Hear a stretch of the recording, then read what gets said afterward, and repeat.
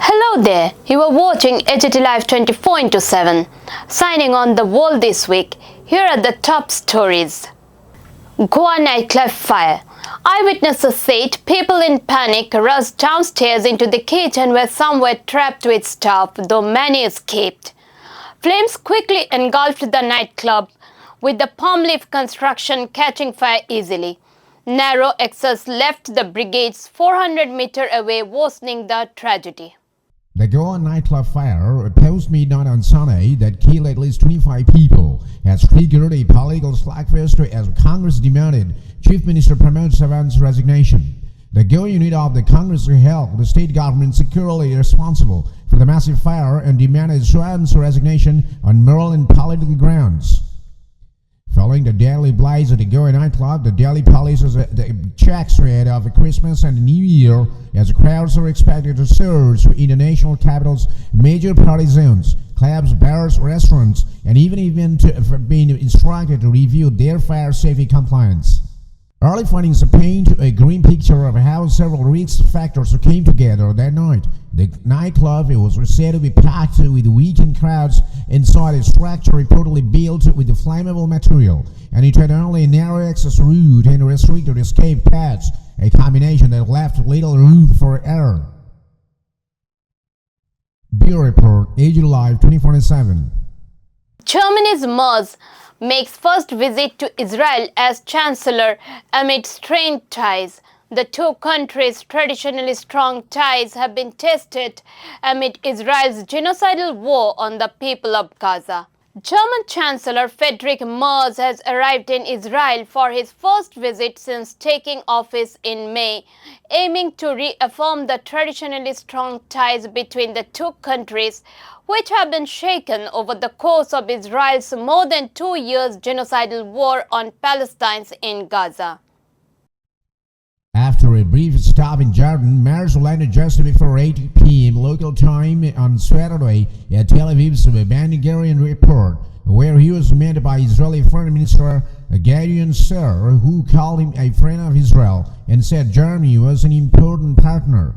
The Merz also met Israeli President Isaac Herzog in Jerusalem later on Saturday. The German Chancellor earlier held talks with Jordan's King Abdullah II and told reporters that he had mostly discussed Israel's genocidal war on Gaza. The Merz urged more humanitarian aid to flow into Gaza and for Hamas fighters to lay down their weapons. He said Jordan and Germany both remained committed to a negotiated two-state solution. In Jerusalem on Sunday, Merz is scheduled to visit the Yad Vashem Holocaust Memorial before meeting Prime Minister Benjamin Netanyahu. Given the dark legacy of Nazi Germany's industrial scalar murder of Jews, German leaders have long seen unflinching support for Israel as a bedrock of the country's foreign policy. But Israeli-German ties have become increasingly shaky since October 2023. Russia targets Ukraine with a massive drone and missile attack amid diplomatic talks. Russia unleashed a major missile and drone barrage on Ukraine overnight into Saturday after US and Ukrainian officials said they'll meet on Saturday for a third day of talks amid at ending the nearly 4-year-old war. Russia used 653 drones and 51 missiles in the wide-reaching attack, which triggered air raid alerts across the country, and it came as Ukraine marked Armed Forces Day, the country's Air Force said Saturday morning. Ukrainian forces shot down and neutralized 585 drones and 30 missiles, the Air Force said, adding that 29 locations were struck. At least 8 people were wounded in the attacks. Ukrainian Minister of Internal Affairs Ihor Klimenko said among these, at least 3 people were wounded in the Kyiv region, according to local officials. Drone sightings were reported as far west as Ukraine's Lviv region. Bureau Report, HT Live 24/7. Apparent coup attempt in Benin. Government claims army has situation under control. A group of soldiers led by Lieutenant Colonel Pascal Tigri appear on state television declaring that Benin's President Patrice Talon has been removed from office on 7 December 2025. A group of soldiers on Sunday appeared on Benin state television claiming to have removed President Patrice Talon from office and dissolved all state institutions. Talon's office meanwhile said that the loyalist forces had managed to get the situation under control. Cleanup progressing well, but the military sources says it is just a matter of time before everything returns to normalcy. According to the source of the coup, the plotters have not taken control of either the Patrice Talon's residence or the presidential offices. There is no military presence reported at the airport and the rest of the city. However, the residents are going about their business. And now in sports news. India have defeated South Africa by 9 wickets to clinch the series by 2-1. Quinton de Kock made a refined 106 of 89 balls. His 23rd ton in ODIs, but it remained a shiny footnote as Indian batters dictated the courses with authority.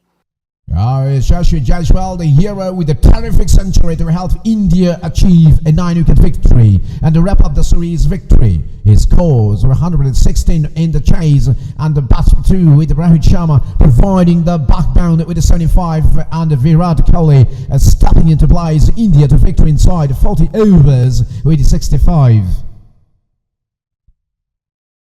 India wrapped up the 3-match ODI series against South Africa with a comprehensive 9-wicket victory in Visakhapatnam and winning the decider 2-1, chasing a target of 271. India's innings was anchored by opener Yashasvi Jaiswal, who stuck his maiden ODI century and remaining unbeaten on 116. He shared a 155-run partnership with Rohit Sharma, who scored a solid 75, enabling India to chase down the total with more than 10 overs to spare. Jaiswal, playing adjustments before the ODI since debuting earlier this year, reached his 100 in 111 deliveries and celebrating with an exuberant leap and raised bat to a cheering crowd. Rohit Sharma led the early chase and of course the charge surpassing 20,000 international runs during his knock and joining the elite Indian quartet alongside Sachin Tendulkar, and Virat Kohli and Rahul Dravid. Virat Kohli continuing his rich vein of form with back-to-back centuries in the series and finished unbeaten on 65 of 45 deliveries, hitting the winning boundary to cap a commanding performance. Earlier, South Africa had looked poised for a competitive total with opener Quinton de Kock scoring 106 of 89 deliveries, his 7th ODI 100 against India. However, Pradesh Krishna and Kuldeep Yadav combined brilliantly, attacking 4 wickets each to bowl out the Proteus for 270 in 47.5 overs, turning the momentum decisively India's favour. And thereafter, Bravis and Marco Jansen's brief resistance was curtailed by Kuldeep, ensuring a smooth chase for India. And India's victory came after finally breaking a 20-match ODI toss innings with KL Rahul electing to field. And this result follows a 2-0 test series win against South Africa and highlighting India's dominance across the formats. The two teams now shift focus to a 5-match T20 series beginning from Tuesday in Qatar.